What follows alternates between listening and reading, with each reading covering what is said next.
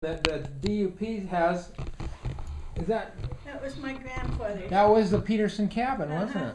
Yeah, that was it. He was one of the original settlers. He was one of the 10, 10, wasn't he? one of 10 that settled Richfield. He had how many children? Quite a few. 10, I think. I have a picture of him. A little while ago I could have told you anything, but the last while I'm not as good as I was. But he had, my father died when I was 15 months old, and so we weren't very close to the Peterson side of the family. You were the youngest of the 3 children. I was the youngest. And your sister will be 100 years old. My sister will be 100 years old in September, but if she makes it, she's doing very, very Is she? badly now. Not doing well at all. I've just been up to Portland. I went to my grandson's wedding up there, and when we came back, we stopped in Bountiful, and she's in a bad way. She's in assisted living, and Yeah. I don't know that she'll make it. Her body's just worn out. Well, An amazing person. She's never complained about anything. She's been blind for how many years? Quite a few years now. Yeah, she was driving her car 10, I would say. and she had a spasm or something, and she suddenly just went blind, and she finally got her car into the parking lot and never took it out again. But she never complained. She accepted it, and then when she couldn't live alone anymore, she realized that she needed to go into assisted living, and she took it all in stride and never complained. And she's an amazing person. She's only been in assisted living for about a year. Yeah, she'll be 100. Not Yeah. even that long. When will she? In January? Is I it? don't remember. That's something I forgot. you know, your stepsister, who was Dora Dean? Dora Dean's older sister, that Shirley. died. Shirley died 2 years ago, I think. Mm-hmm. Well, we stopped in Springville and we had the most wonderful visit with her. About an hour, Terry and I did. She and was a sweetheart. she was wonderful, and Oh, I yes. gained so much insight into some Ogden history from talking to her. Mm-hmm. And then my tape player didn't work, but we wrote it down. She died about 2 months after that. But I that thought was about her today. Her birthday was, I think, the 14th. I'm not sure, but anyway, her son came and took her out, and they had the flags up in Springville, and he said to her, "Mom, it sure is nice that they're celebrating your birthday. Here they have the flags all out." But it reminded me of her because she didn't complain either. Mm-hmm. She was diabetic and Oh, yes. in that position. Helen was her sister Helen was that way too. Was she? Helen, okay. And that's Helen's son, that's the chief of police, isn't that Johnny yes. Evans? Mm-hmm. Okay. I didn't ever know I had this many relatives in this country. No, you don't. Lots of them. You have lots of them, I'll tell you. I do, and I didn't know that. All I knew was my mother said you can't date any girls from Annabelle because they're all related to you. I know when we drive over to Glenwood, and I'd say, my aunt lived there, and my aunt lived here, and somebody else lived there, and then I go to Annabelle, and it's the same way. My cousins Yeah. all lived over there. Well, I had 6 sisters, so with the brother-in-laws that I had with my 6 sisters, I had all told, and then the family I married into, I had 10 brother-in-laws at one time. You were rich in brother-in-laws. Yeah. Well, on my Peterson side, there was only one person that could carry on that Peterson name, because when they came to America from Denmark, they changed their name to from Christensen to Peterson, like they do, like the Danish do. So I had my one uncle Charles only had one boy, and he died drinking life when he was a little teeny boy. Oh. And then I had another Uncle Pete, and he only had one boy. And then my father passing away, and another uncle never did marry. So that made it so we didn't have anybody to carry on the name. But Hal Peterson, I don't know if you knew him. He used to drive the school bus in Richfield, and he lives in Monroe. He was with the Utah Fish and Game, I think. Ah, okay. And lived over in Loa.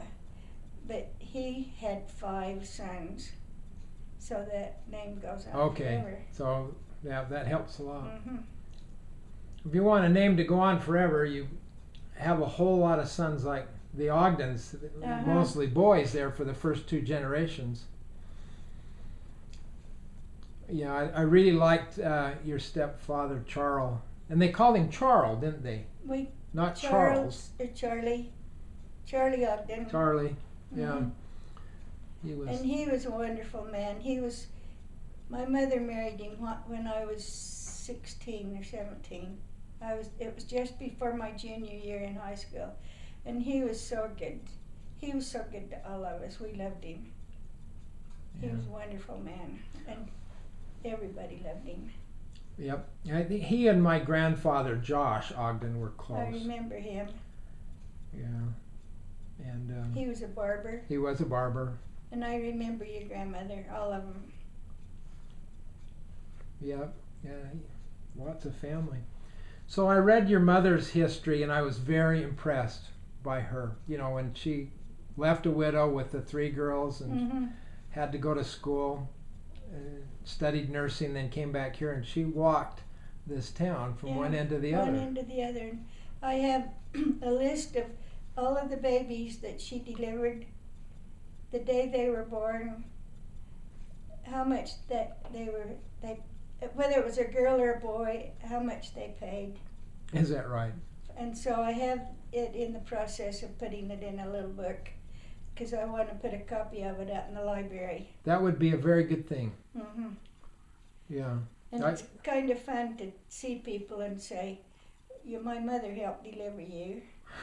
She wasn't a midwife, but she was a nurse. And she was a nurse, and she worked closely with the doctors, and she was very meticulous. She had a maternity home twice in Richfield, and then she'd get too tired because she'd take patients outside of the maternity home and try to take care of some of them in. I remember all of that. What a good woman. Well, the thing that, after all those years of doing that, 15 years or something, and then to be married to Charles, who was such a good man, I thought that was... It was wonderful. That was a wonderful thing for her, for they both of them. They were married for 20 years, Mm-hmm. and they were happy. They were. Went back to North Carolina twice. Mm-hmm. My mother could have married lots of times, but she says, I didn't want to mix families. That's not an easy thing to do, and the fact that you're so close with your step siblings is... I haven't been as close as I wished I'd have been. But you get involved with your own family, but we've always been, good friends and been close. Yeah. Yeah, that's good. And you're... So did your mother keep nursing even after she married Charles? No. She was able to retire? She retired in 1938. That was when they got married in August in 1938, and she didn't. She might have had a couple, that she had said that she would take care of them, but that would have been all. And then she went in and took care of the Ogden family, and there were the 4 boys, and me, and it wasn't easy. I was kind of spoiled. That's hard to believe. Because I've been the only one. They at were married in home. 38, and we both graduated from high school in 39. So she was,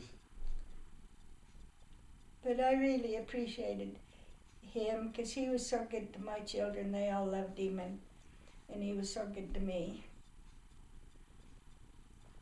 And he was so good to my mother, and she was able to do things and enjoy life. They had a real happy 20 Mhm. years. So what do you remember about your grandmother, Sarah Tuttle? She was just a wonderful grandma, and she did a lot of sewing. A wonderful seamstress. In fact, when I went to Portland, I took a picture of one of the quilts that she had made, and they didn't have any money, but she would make a quilt for each one of her grandchildren. And you still have yours? And I gave the one that she made for my son Ron. I gave it to him, and they have it on a quilt rack in their home. They live in Forest Grove, Oregon. And then I have a picture of the one that she gave to Mac Gledhill. I had that finished so that they could have it. And it's just little pieces of that she had even used old clothes, to cut the squares and the triangles and whatever it was. It was a pieced quilt. Uh-huh. And she sewed all the time for her children, and she was just a good cook. Oh, she always had a pot of beans on the back of the stove, and she always had cake in what they called a cake saver, or I think that's what they called it. And I remember a lot about that, and I remember going there and remember when my grandpa Tuttle died. And before that, when they were younger, and he raised, this because it's been in the history, he raised gardens all over Glenwood. Right. And he had a buggy that I don't know what kind of a horse he had, but anyway, they would harvest the vegetables and tie them in little bundles like radishes and carrots and things like that, and put them in that wagon, and they would deliver fresh vegetables to Venice and Sigurd and Richfield in that buggy, with that horse and buggy. No, probably wasn't an easy way to make a living, No. but he... And then I remember how much fun we used to have when we would go there, because my grandpa played the fiddle, and the fiddle's in here. If you want to see it, it's in the Yeah, let's wall. look at that in a minute. Yeah, be sure and see it before you go. And I played it till I got to be about a senior in high school. Well, I played it till when I tried to play it, and my first baby cried because it hurt his ears, I guess. So I quit playing it. But he would fiddle, and Grandma would step dance, which is like the clogging, and we would all sing, and they'd pop a big thing of popcorn, and we sang a lot, the whole family. They were musical, weren't Mhm. When we'd go to visit one of the relatives for their birthday or something, get together, we'd never leave until somebody played the piano, and we sang and sang and sang, even after a funeral, even after we'd attended a funeral.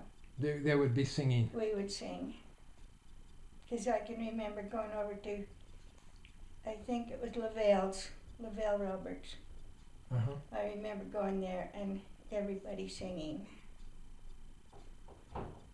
Probably after Aunt Hattie's funeral or Uncle Parley, I don't know. Because that was such a sad time in our life. That was a very hard time. You know, that we don't have much about Dean Anderson because I think that was so hard. He just didn't ever want to deal with it or think about it or talk about it. Isn't Dean the one that worked in Bountiful? Right, he was in the lumber business, Yeah, I in think. the lumber business in Bountiful. He was the youngest.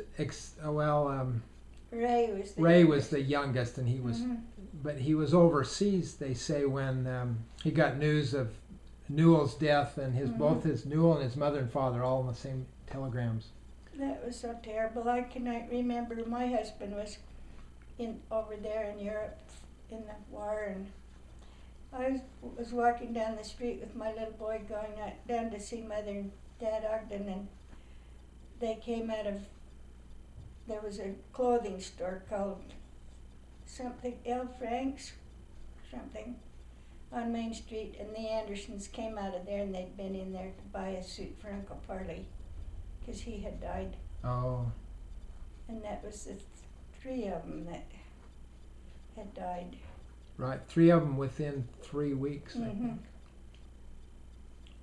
And he, I know, and Newell had written and said to his mother, I wish that you could see how beautiful it is flying in the sky, where I fly. Huh. I just remember that one thing. And What was Hattie like? she was the sweetest lady you could ever imagine. And she suffered quite a bit. She had, I think they called it dropsy, something to do with your kidneys, and she filled all up with water, and they'd have to drain it. But she never complained, and she was just happy. And in her younger days, I remember going over there and staying. And I think I put on that Facebook thing that Newell and I used to go. I was a tomboy. We used to go trap gophers. We had a good time, and Aunt Hattie was such a good cook. They were all good cooks. And she played the guitar, and I remember singing, all of us singing, and just having a good time. They had very little, but there was lots of love, and she was so good to us. What did they sing? What were some of the songs? Remember? I can't remember. If I'd heard them, you know, if I heard them, then I could say, oh, we used to sing that, but Guitar. it was like, when the moon comes over the mountain, and I have a tape of Aunt Lizzie and Aunt Eva, I think, singing Tie Me to Your Apron Strings Again. We probably sang that. I just can't remember. Lizzie had a beautiful voice, didn't she? Aunt Eva had a very high voice. And my mother sang alto.